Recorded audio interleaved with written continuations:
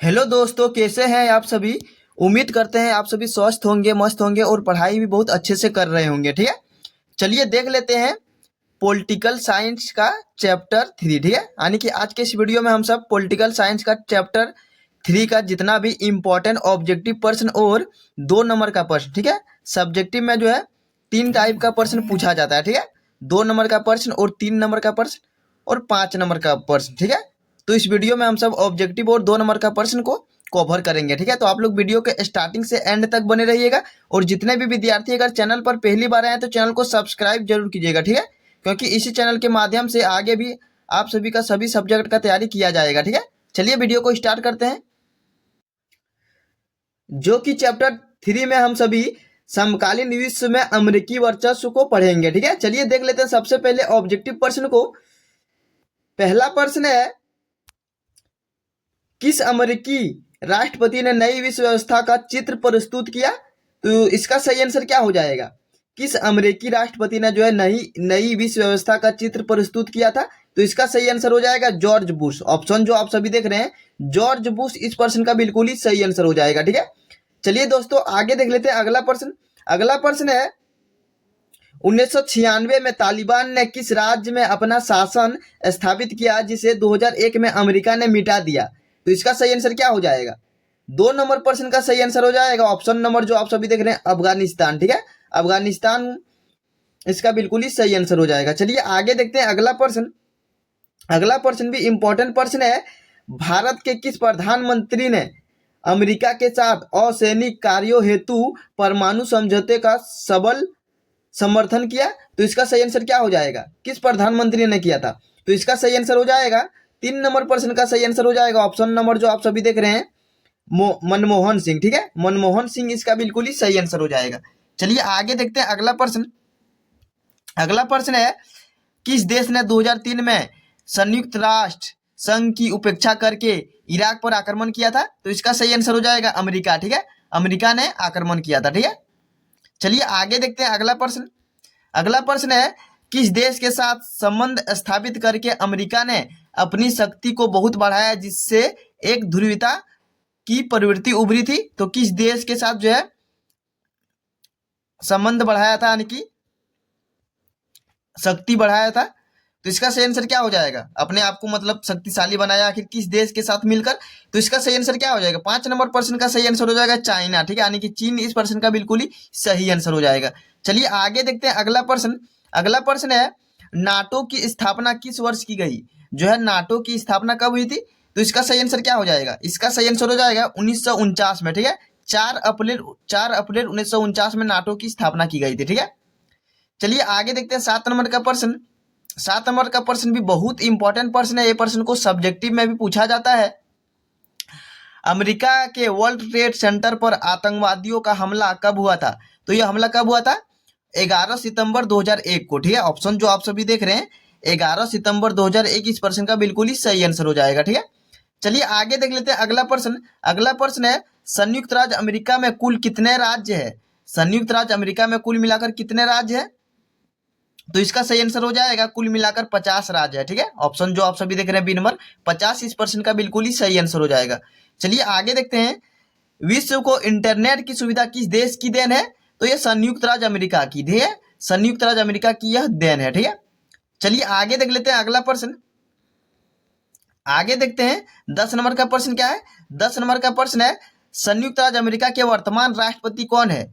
देखिए संयुक्त राज्य अमेरिका के जो है वर्तमान राष्ट्रपति कौन है। तो इसका सही आंसर क्या हो जाएगा। 10 नंबर प्रश्न का सही आंसर हो जाएगा ऑप्शन जो आप सभी देख रहे हैं जोसेफ रोबिनेट बाइडेन। ठीक है, चलिए आगे देखते हैं अगला प्रश्न। परमाणु अप्रसार संधि पर किस देश ने हस्ताक्षर नहीं किया था।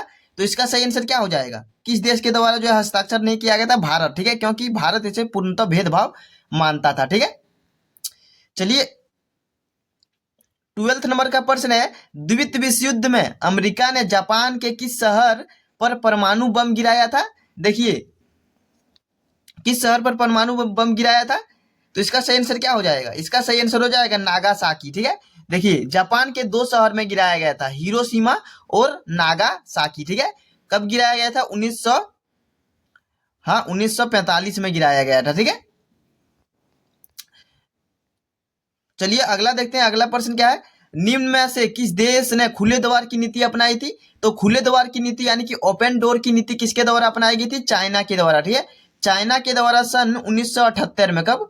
1978 में यह नीति अपनाया गया था। ठीक है, चलिए आगे देखते हैं। अगला प्रश्न, भारत ने पोखरण में दूसरा सफल परमाणु परीक्षण कब किया था? तो इसका सही आंसर क्या हो जाएगा?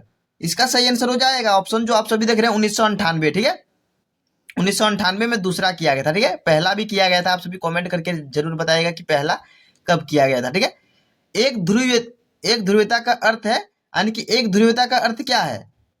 इसका अर्थ क्या है? इसका अर्थ है अमेरिका के हाथों शांति। ठीक है, यानी कि सिर्फ एक देश का बलबला चलना। ठीक, चलिए अब हम सब देख लेते हैं अति लघु उत्तरी प्रश्न। ठीक है, यानी कि वेरी शॉर्ट प्रश्न। ठीक है, जो कि आप सभी के सब्जेक्टिव में कुल मिलाकर जो है 6% पूछा जाता है 2 नंबर का। ठीक है, यानी कि 2 छक 12% जो है 2 नंबर का पूछा जाता है। ठीक है, चलिए देखते हैं। पहला प्रश्न इस चैप्टर से बनता है, अमेरिका के हाथों शांति का अर्थ है। तो इसका अर्थ क्या है? देखिए आप सभी को इस तरह लिखना है, दूसरे विश्व युद्ध के बाद अमेरिका ने बहुत से देशों में अपना वर्चस्व स्थापित किया और अपने विरोधियों को कुचलकर वहां शांति स्थापित की। इसे ही अमेरिका के हाथों शांति कहा जाता है। ठीक है, आप सभी को अगर इसका पीडीएफ चाहिए तो डिस्क्रिप्शन में टेलीग्राम का लिंक होगा, वहीं से आपको इसका पीडीएफ मिल जाएगा। ठीक है, और आप सभी आसानी से इसको कॉपी में नोट कर सकते हैं। ठीक है, चलिए आगे देखते हैं दूसरा प्रश्न आप सभी जितना बार इसको पढ़ेंगे और कॉपी में नोट करेंगे उतना अच्छा से आपको याद होगा। ठीक है, चलिए दूसरा देखते हैं। दूसरा प्रश्न क्या है? इतिहास के अंत का क्या अर्थ है? यानी कि इतिहास के जो है अंत का क्या अर्थ है?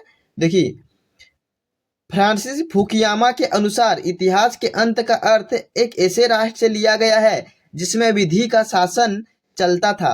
विश्व के सभी राष्ट्र स्वतंत्रता व न्याय को बनाए रखने में अपना दायित्व का निर्वहन करते हैं। ठीक है, तो आप सभी ऐसे ही लिख दीजिएगा, आप सभी को 2 में 2 नंबर पर मिल जाएगा। ठीक है, यानी कि 2 में 2 मार्क्स आसानी से मिल जाएगा। G7 क्या है? ठीक है, देखिए G7 क्या है? G7 प्रमुख औद्योगिक देशों का एक समूह है जिसका गठन 1995 में हुआ था। कब हुआ था? 1975 में हुआ था। ठीक है, इस संगठन में America, Canada, Britain, Italy, Germany, France व जापान शामिल थे। ठीक है, तो ये सभी देश इसमें शामिल थे। चलिए देख लेते हैं आगे प्रश्न। देखिए अधिकतर एग्जाम में इस तरह का प्रश्न 2 नंबर में पूछा जाता है। ठीक है, इराक ने कुवैत पर कब आक्रमण किया और उस समय इराक का राष्ट्रपति कौन था? ठीक है, यानी कि देख सकते हैं इस प्रश्न में आप सभी को 2 क्वेश्चन बन जाता है। ठीक है, एक तो इराक ने कुवैत पर कब आक्रमण किया और उस समय इराक का राष्ट्रपति कौन था। तो अधिकतर एग्जाम में इसी तरह का क्वेश्चन पूछा जाता है। ठीक है, देखिए इराक ने कुवैत पर 1990 में आक्रमण किया और उस समय इराक का राष्ट्रपति सद्दाम हुसैन था। ठीक है, तो आप सभी इसको जो है याद कर लीजिएगा क्योंकि ये बहुत इंपॉर्टेंट प्रश्न है। ठीक है, चलिए आगे देखते हैं अगला प्रश्न है, अमेरिका ने आतंकवाद के विरुद्ध कौन सा अभियान चलाया? यानी कि अमेरिका के द्वारा आतंकवाद के विरुद्ध कौन सा अभियान चलाया गया था? देखिए अमेरिका ने आतंकवाद के विरुद्ध ऑपरेशन एंड्यूरिंग फ्रीडम नामक अभियान चलाया गया था। ठीक है, जो आप सभी देख रहे हैं ऑपरेशन क्या है? ऑपरेशन एंड्यूरिंग फ्रीडम नामक अभियान चलाया गया था अमेरिका के द्वारा। ठीक है, और जितना भी जो है अभियान अधिकतर चलाया गया था अमेरिका के ही द्वारा चलाया गया था। ठीक है, और ये प्रश्न तो बहुत ही इंपॉर्टेंट प्रश्न है, कई बार एग्जाम में प्रश्न को पूछा गया है।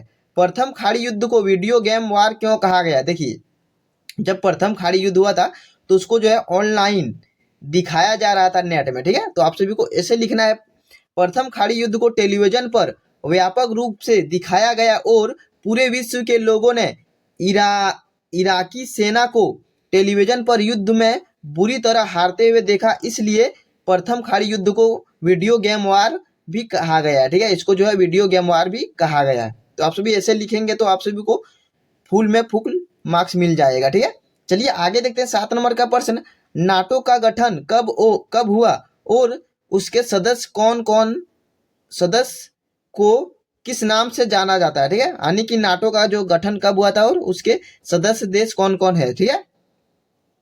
देखिए दोस्तों, चैनल पर अगर पहली बार आए तो चैनल को सब्सक्राइब जरूर कीजिएगा, ठीक है, और अपने दोस्तों के पास इस वीडियो को ज्यादा से ज्यादा शेयर कीजिएगा, ठीक है।